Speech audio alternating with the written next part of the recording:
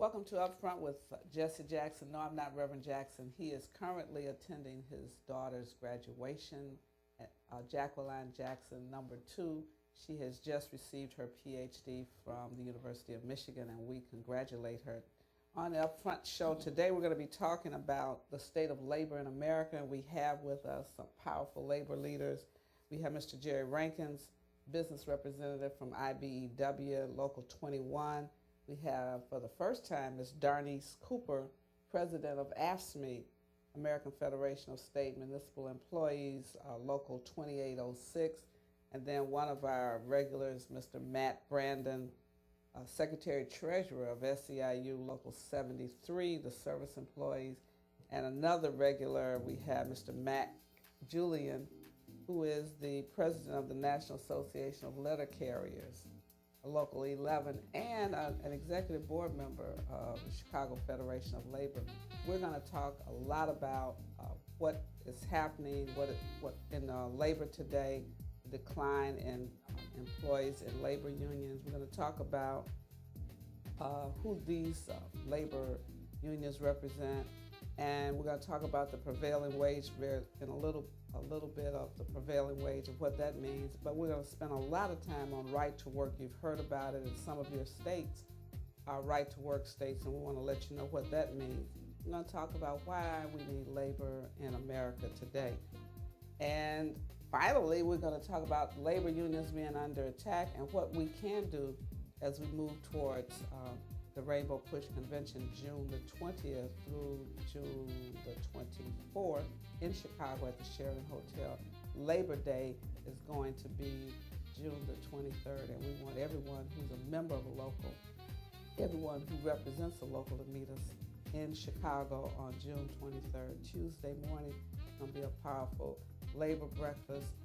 Congresswoman Maxine Waters will be our keynote speaker, and we'll have a number of labor leaders talking about what labor is going to do going forward. We'll be right back in just a minute.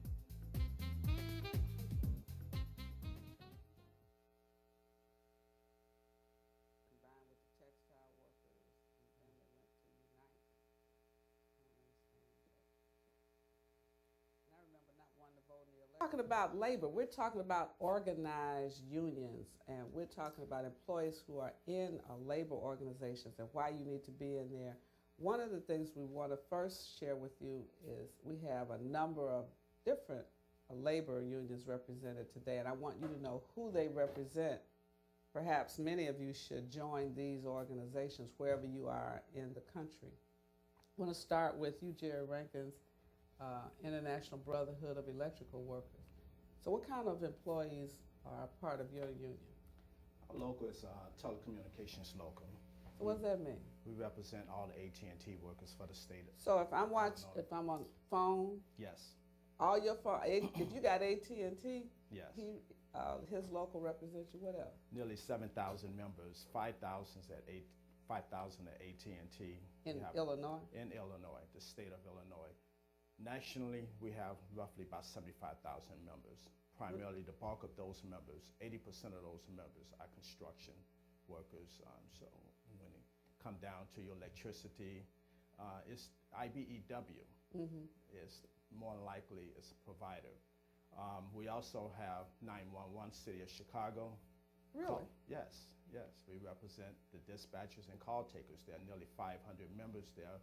We also represent Comcast workers. We also have some workers with Johnson Control. We also have a nursing home that's downstate. Really? Yes, wow. So we're quite a diverse local in terms of which we represent. But you represent AT&T, Comcast. Yes. All y'all watching us, you either on Comcast, AT&T, UVerse, or some other cable provider. I wish they were all parallel in the same in terms of what they pay and the work they perform. I know you pay better than anybody, right? Well, as it relates to the employer, AT&T pretty much holds the standard on what your worker would make in terms of the hourly and their paid benefits. What's the average hourly rate of an IBEW worker? Well, IBEW, as it relates to the telecommunication, my local AT&T worker, the average worker is we have the core side probably is around $30 an hour. I got a lead push. Would y'all call Reverend Jackson and tell as it relates to join AT&T IBEW? competitor, Comcast, Uh-huh. which is less than 2% organized nationwide, that wage is somewhere around $17 an hour. That perform the same work and sometimes more. As you know, Comcast is the leading industry. They're number one. They number 3 in telephone. Many people don't recognize No, I that. They're didn't know number that. 1 in internet. They're number 1 in providing video service. But they're one of the biggest anti-union companies there is in the. Oh, well, we're not going to beat them up today. Well, you know, they beat themselves up. No, one of the things as you learn about the labor organizations, you can make a decision as you watch this program whether or not you should be a part of a particular local. I just want you to know who they represent, who they do not represent, and the difference in the wages. And you are Darnice Cooper. I Darnice represent. Cooper, but I know you Yes. asked me. Ask me, that's right. American Federation of State, county, municipal employees. So now, who do you represent? Well, we represent a large majority of public workers in Illinois, from revenue, state police, mental health, family community resource center, the Department of Rehabilitation, and it goes on and on. ASME is one of the large locals here in Illinois, and I'm in unions. And I have one of the South Side locals, which consists about 740 members that I'm president over that local.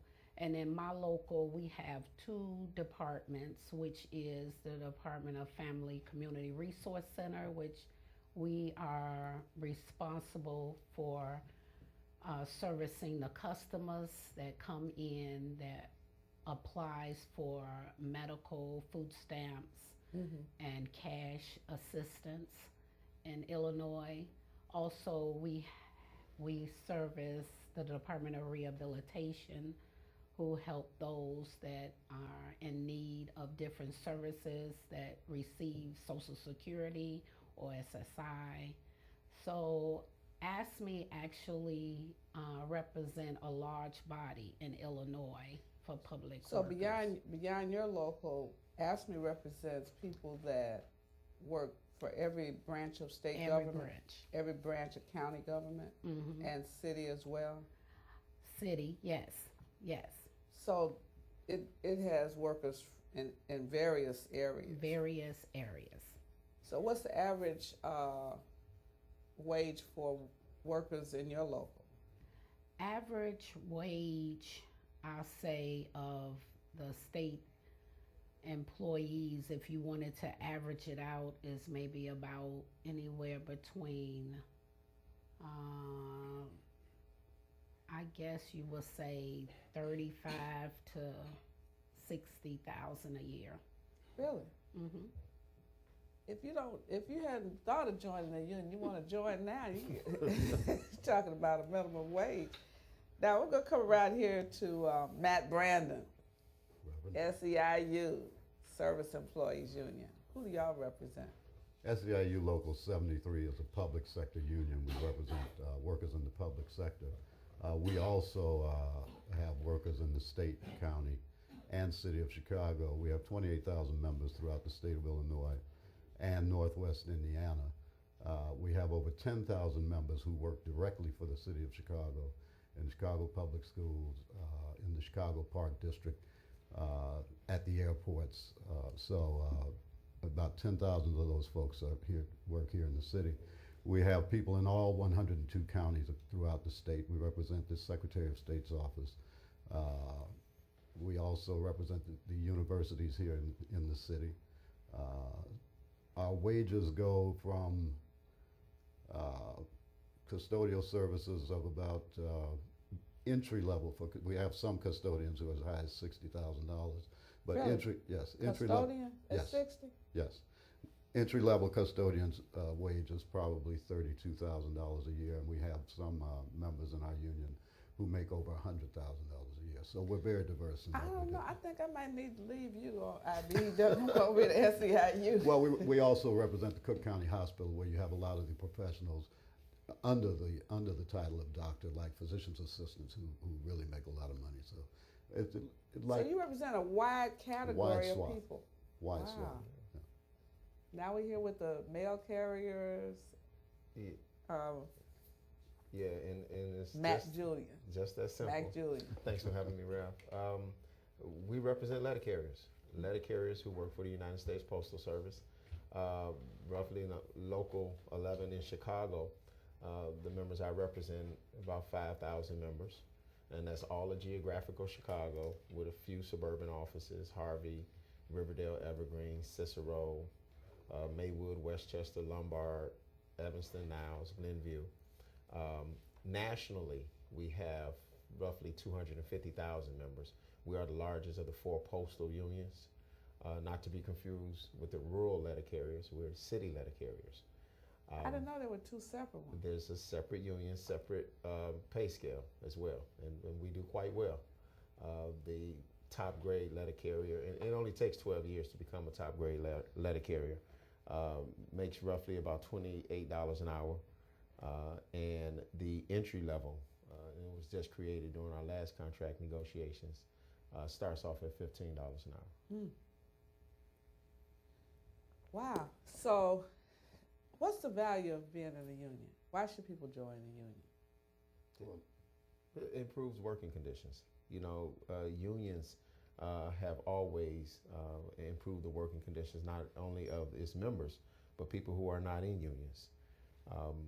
You know, not just establishing a wage, but to be able to sit down and negotiate over your working conditions, your benefits. It creates a better environment to know that this is not something that the employer is forcing on you. It is something that you've agreed to, both the employee and employer. You have a voice. I think you ought to explain working conditions, because I think so many people are so anxious just to have a job. They don't realize when you say we're negotiating for you, what are you negotiating for me other than my wage? Well, terms and conditions of employment, like Mac said, are very important. One of the things when you talk about working conditions is exactly that. What are the conditions in the workplace that you labor in? You'll find in unionized shops that those are negotiated and very carefully enforced and policed. In non-union states or non-union workplaces, you'll see a higher level of accident rates because they don't have the opportunity to collectively bargain over those types of conditions. So the terms and conditions of your employment are collectively bargained when you're in a union. When you're in a union, you have strength in numbers and you have voice. You don't have that when you are an at-will employee in a non-unionized setting. Also, they do bargain your wages, your medical and pension. Those things are also bargained. And also, I believe that it's good to belong to a union because you get fair wages based on your education. A lot of people, they go to school. A lot of people, they're in school. They get degrees.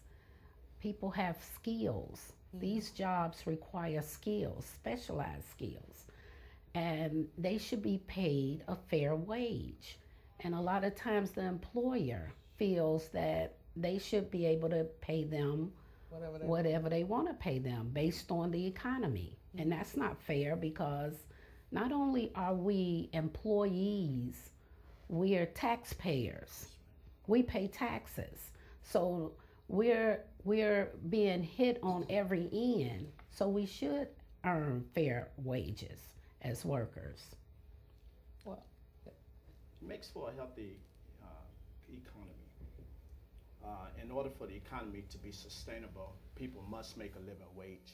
They must make a wage that is good for the present, is good for the future.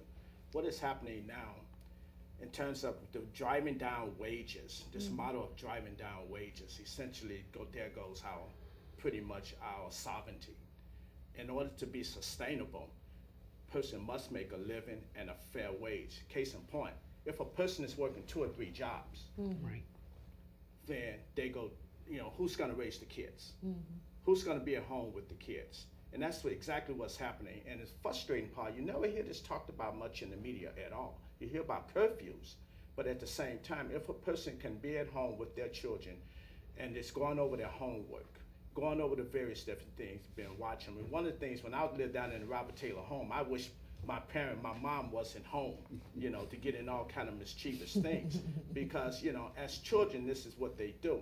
But if a person is not making a living wage, they're going to do whatever is necessary to go out there to provide for that family. So unions provide that benefit for them. If you see the drive down of wages, you see social chaos going up. Well, some people say that the small businesses say they can't afford to pay people certain wages. If they pay certain wages and they provided benefits, they go out of business. Well, you get the same message from the big businesses as well. Okay, Right. but I think all these things have to be looked at and given consideration. Okay, the thing of the unions, what it does is that it allows for that worker to have a voice in the workplace. The employer somehow don't like that ideal of not having full power and control of a worker for whatever reason. When I get tired of you, I can do whatever I want to do with you. The ideal of it is for the employee making that employer successful, why not have a voice? We're just talking about fairness here. Right. And most of the time, on our own, we're just not going to do it. I like what Jeremiah said. He said, above all, the heart is deceitful and desperately wicked. Who can know it? You're talking and about the prophet Jeremiah. Yes, the prophet Jeremiah. When Right. it come down to money, it can make us do some bizarre things. Right. One of the things about small business too, everyone knows the mayor introduced a minimum wage ordinance, which doesn't go far enough, but it's a start. On July of this year, the $8.75 minimum wage goes to $10. Eventually it moves to $13 over the next 3 years. But what was carved out of that was a provision for small business. And when we talk about small business, we talk about the mom and pop stores.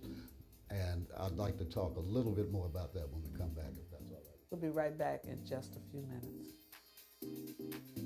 In America, we have Matt Brandon. When we left break, you were talking about The minimum wage in the city of minimum Chicago. wage and what that really means. Well, what it means is that for small business, the mom and pops, which everybody talks about, is the growth of the middle class. There's a carve out for family businesses where if you have 4 family members who are employees, you don't have to pay the minimum wage. That's your family business. You know how you can pay. But once you hire outside of that and bring an outside worker in, they deserve to make the minimum wage in any business. So as long as your family business is run by the family, you determine how much that wage is, which we thought, and I sat on that committee, we thought was very important in making sure that that small business had an opportunity to grow in the community. I didn't know about that. Yeah. So if my daddy had a business, that's why he didn't pay me the minimum wage. He had a chicken and egg business, and we didn't. My brother and I didn't get very much out of that. Yeah, no, none of us ever did from our parents because we had to work. And they let us live in the house. That's absolutely right, and fed us and clothed us. Right? You know, those who are opposed to a minimum wage or wage structure, it kind of goes back to that whole theory of the trickle down. You know, if the top, if we get more money, then eventually it trickle down, and we see that don't work. Yeah, quite obviously, we need money within the economy. This country functioned better when people could realize the American dream, when there was more unionized, when we were better unionized. At one point, we was like 30%, over 30%, close to 40% unionized in this country. Right now, it's like 9%. Really? And 7% of that is the public sector. So if you take away the public sector unions, there's very minimal. So when you say public sector, if you take away those who work for the city, county, or the state, in the federal government. and the federal federal. government, Yeah. and you represent federal government, ask me, right? Oh, No, that's another no, union. that's a We're different federal. one. You're They're federal. Yeah. So when Right. you take all of the public jobs out, most of the people are not in unions. That's why there's been such a strong That's hit correct. against the public sector unions. You know, what we've seen in Wisconsin, stripping them of their rights to belong to unions, what they would like to do here in Illinois. Right. And, you know, we feel the postal workers, that's one of the reasons why we've been under attack for the length that we have. I remember years ago, people that went to college, they could finance their education because I work at the post office and I could go to school at night or work nights and go to school in the day, but I had a job with a wage that paid me enough to take care of a family. You saw a lot of people work at the post office years ago. Yeah, and you know what's so important about the living wage is when everyone is making enough, like Jerry mentioned earlier, where you can spend time with your family, but you stimulate the economy because Right. you have what they call it throwaway money. Mm-hmm. You know, you can go out on a weekend, you can go out to a show, and when And you can we're shop. spending, you can shop, and when you shop, what happens? That creates jobs. Mm-hmm. Yes. You know, so if people have the money, they have money to So spend. what has happened in your industry, the mail carriers? How many people have you lost Well, with the changes? with the changes, I would say we've lost close to 100,000 members. Workers? Yeah, over the past 9 years. Wow. But at the same time, we're still the largest of the four major postal unions. And what we've seen is an attack on the Postal Service that was totally orchestrated by a law that requires the Postal Service to pre-fund the retirees' health benefits for the next 75 years, do so in a 10-year window. And because of that, the Postal Service has to pay the government $5.5 billion a year. Man. So the reports that you hear out is the Postal Service is struggling. The past couple of years, the Postal Service is losing money. The reality of it is, operationally, they've been turning a profit. Because where a lot of people think that the internet has hurt the Postal Service, it has been a boom for the Postal Service. Really? Yeah. Yeah. You That's ordering stuff amazing. online and we're delivering it.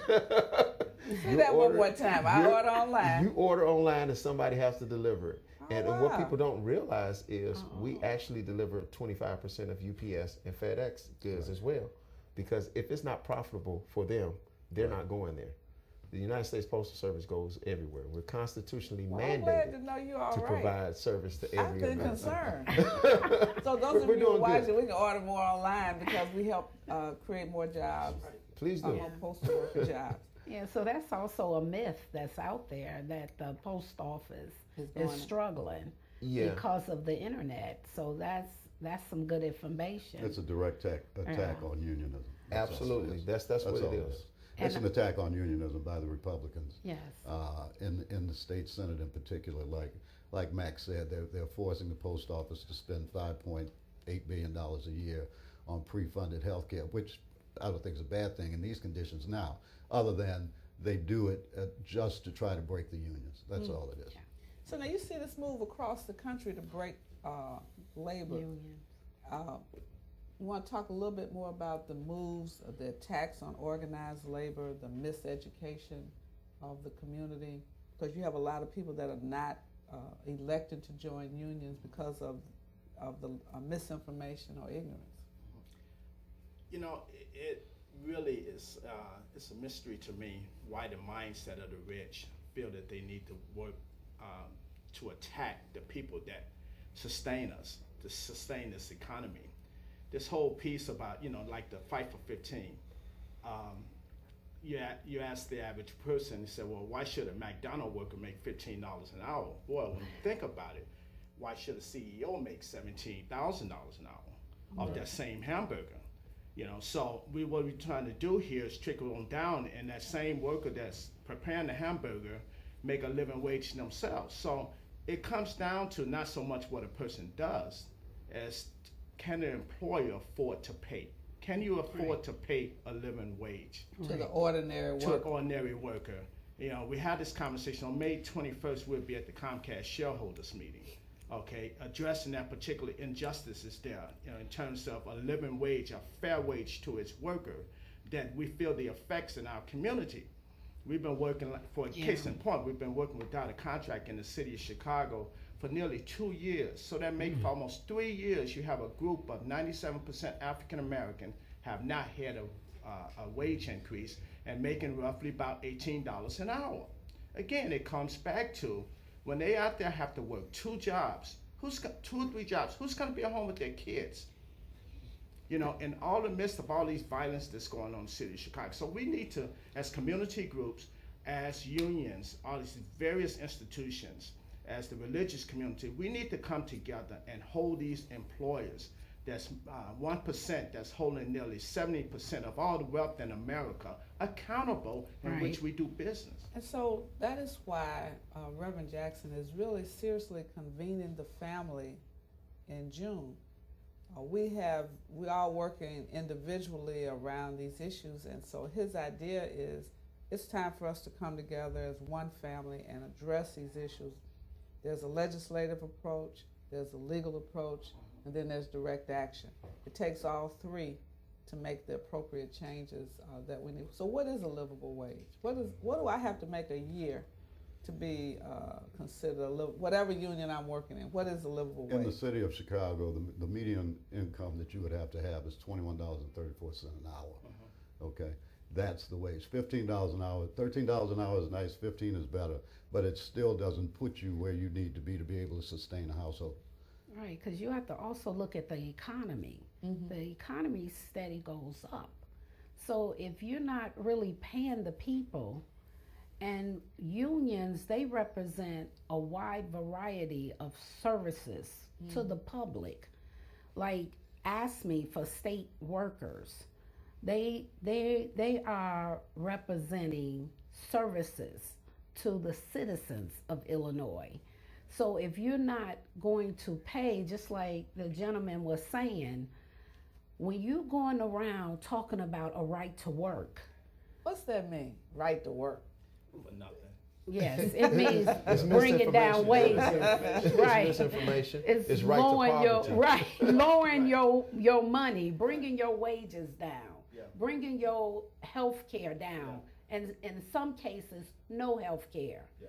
And some of these right to work states, the employees make anywhere from almost $6,000 a year. 6,000. Less. Than even an employee that's not in a union. We're not even talking about unionized employees. We also talking about just public sector. Right to work state employees make almost $6,000 less On average. on average. And we can look at no further than some of our poor states in the nation, Mississippi, Yes. Louisiana, Alabama. Yes, North I Alabama. agree. When you look at the, in terms of the poverty level there, those are right to work states. Yes. Those are places that people don't make a living wage. Now it's interesting, we have the evil to be, the forces that's pushing this whole thing. Look at the state of Illinois. Bruce Rauner. One of the things I think, if there's any light that's going to come out of this, it's going to make the community at large come together and look at it. It's going to make employees that have been taken, members of the unions, been taken for granted in terms of having these precious rights as a union worker, to take another look at how they vote. And that's one of the problems. And you'll be surprised how many people, because of single issues, out here voting against their own They vote interests. against their own Yeah. self-interest. Well, we're Yeah. going to talk about this right to work when we return from break, because I was down at City Hall in Chicago this week when Governor Rauner spoke to the City Council, first time a governor's ever done that. And he was pushing Chicago to be a right to work zone. When we come back from break, we're going to talk about what that really means, right to work.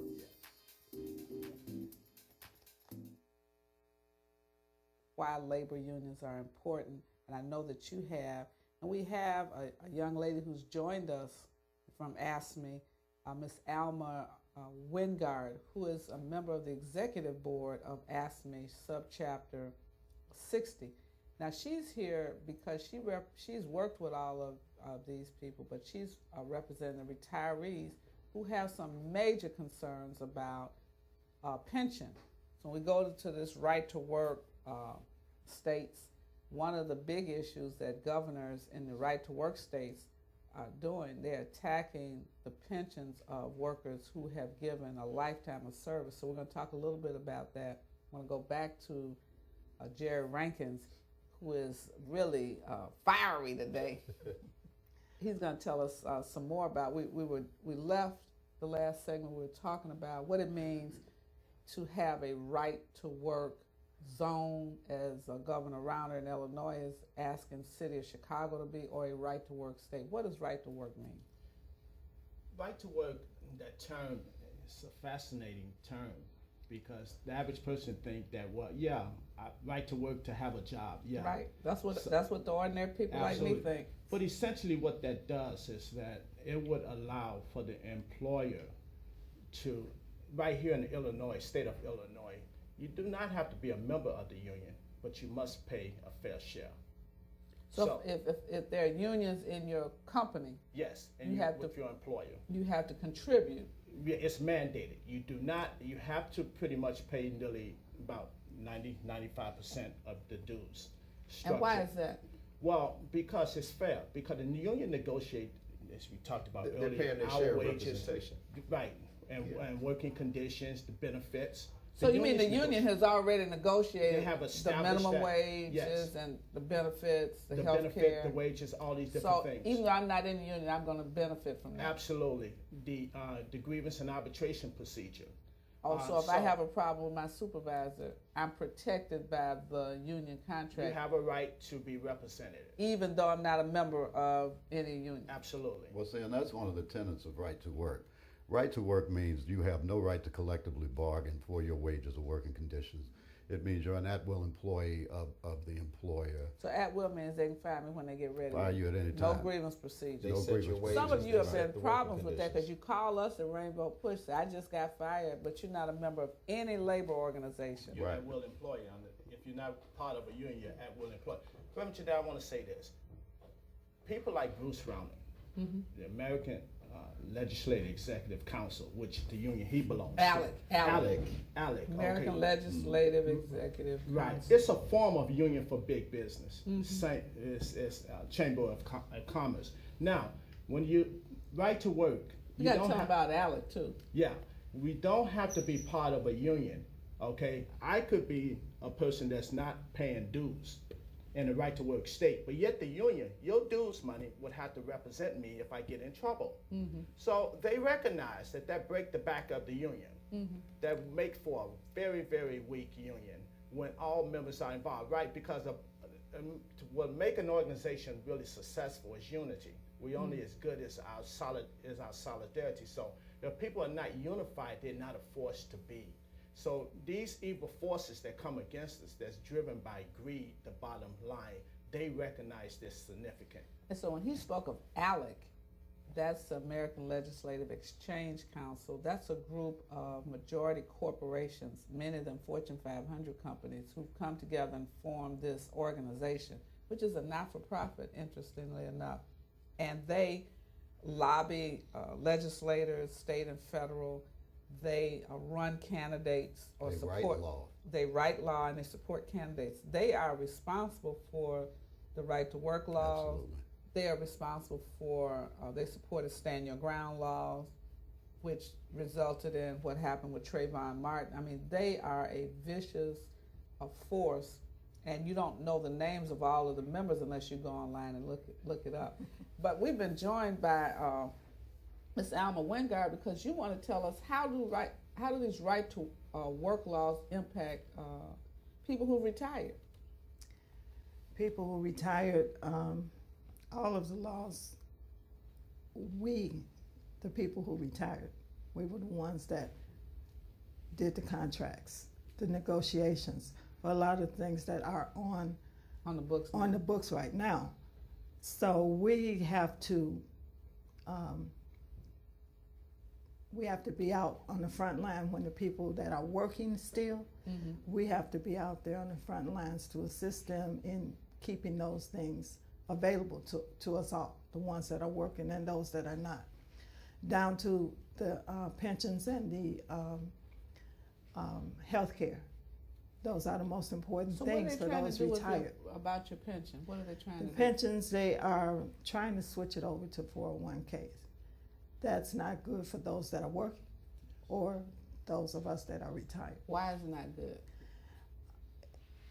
She doesn't have to be the only one to answer. Well, That's just- the current pension that's enjoyed by members of the union, particularly in the public sector, is called a defined benefit. The 401ks are a defined contribution. What happens with that is, in a defined benefit plan, based upon your negotiations over the years and what your contract says, you get a particular amount of money every year for the rest of your life. Defined benefit. Defined benefit, and now there are some COLAs built in for cost of living increases, which are under attack by the current administration.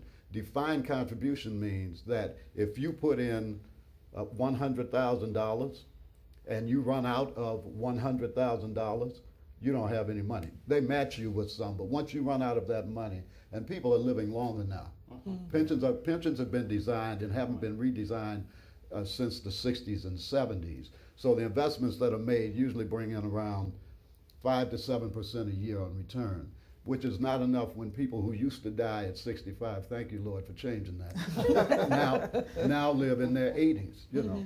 So when you run out of money in a defined contribution plan, You out of money. you're out of money. That's it. you So get that's nothing. what. So that's why you got all these people thinking they got to go back to work. Absolutely, and that's why they want to kill the defined benefit plan. They want to change it so they don't have to pay the promise that they made to all these workers, like Alma, But there who worked all again, these years. there again, if the powers that be had done as they promised, every worker from day one until now, they're paying their fair share, so to speak, of their pension, Right. putting away X amount of dollars for that.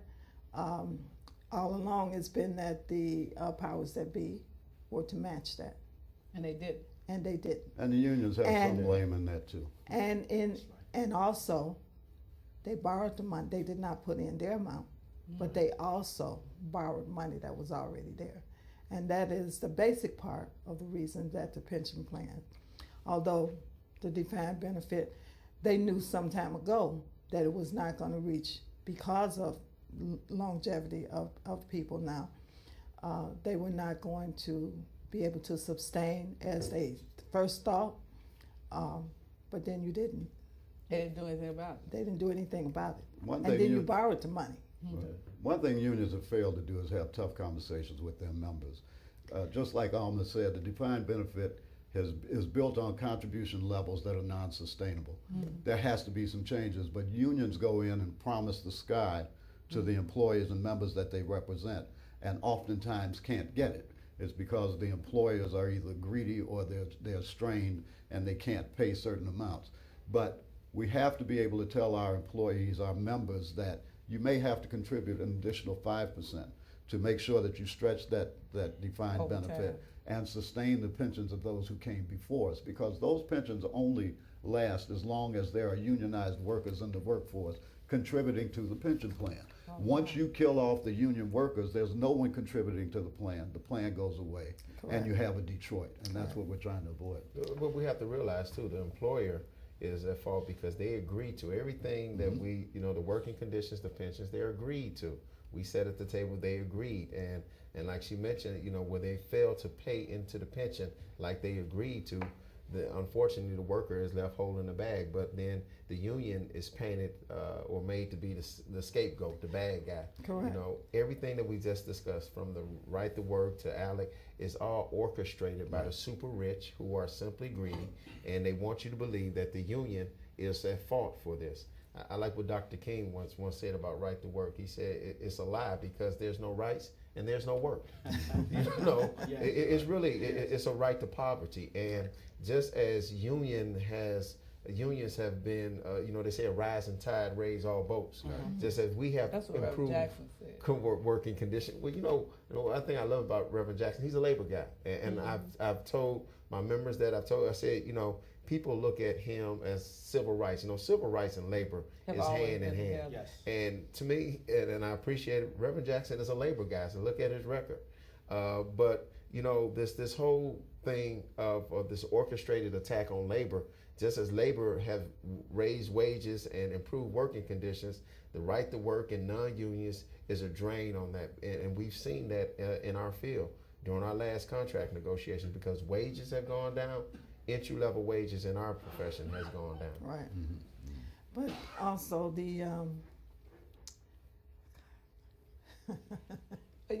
You still wanted to talk a little bit more about this impact on the retired workers of these right to work laws and the pensions.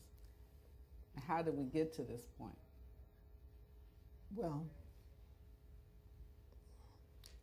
we get to this point because the powers that be, Ronner at this instance in our life, he has no idea of what the average person has to deal with. The average wage, as it was mentioned before, as opposed to $10, $12, $14 an hour, as opposed to $170,000 an hour. Come on now, how can you have any idea of I think what? you don't care. I simply think you just don't care. And I Just like the honestly rest of say, us, I they don't believe care. I believe that also, but the people need to get out and vote. So what in the 2 minutes, what is it that people can do? Because it's very, I mean, I think we hear you. We don't want right to work. So what are the people that are watching this broadcast, what are you telling them to do now? What should they do? Well, they need to get together and organize. Yeah. They need to organize together and try to find a representative union that will take them in, and then they can collectively bargain for contracts. Right to work state is hard to unionize in. We unionize in Indiana, which is a right to work state. And once you find workers who have been so oppressed and beaten down, it's amazing how they move towards unionism. We are unionizing in Indiana right now in the public sector in a right to work state. How do we prevent the right to work? Because now you got 20 plus states that are right to work, so we can organize it. You have to work harder, but how can we prevent the rest of America? It's the ballot box. It's holding our elected officials accountable, even within our community. You see Rauner try to make inroads into the African American community, pit the community against labor, when labor has been there for the community. We see in our apprenticeship programs in Chicago and Cook County, 40% minority participation, highest in the country, but you don't hear about that. And so we have to hold our elected officials accountable. If they allow Walmarts into your community, they're betraying you because they're coming in and they're robbing the communities. They're Killing small business. Yeah, killing small businesses, and they're basically allowing them to rape their constituency. And so, if there's any state representative or state senator who are siding with Rauner, we need to hold them accountable. So we want you to hold your state representatives, state senators, your state elected officials accountable for preventing right-to-work laws from being passed in your state. You need to call your senators, call your state reps right now. When we return from break, we'll have a few closing remarks. We'll be right back.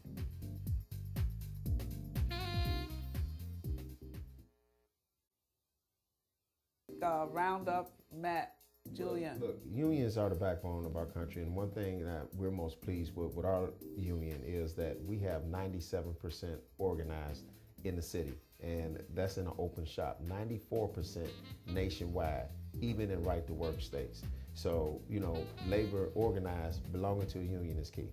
And don't believe the false tales that are out here that you have to join a union to work. That's not true. It's a voluntary ask that you join, but remember, if you're in a union, you're with a group of people, you have a louder voice, and you're stronger together.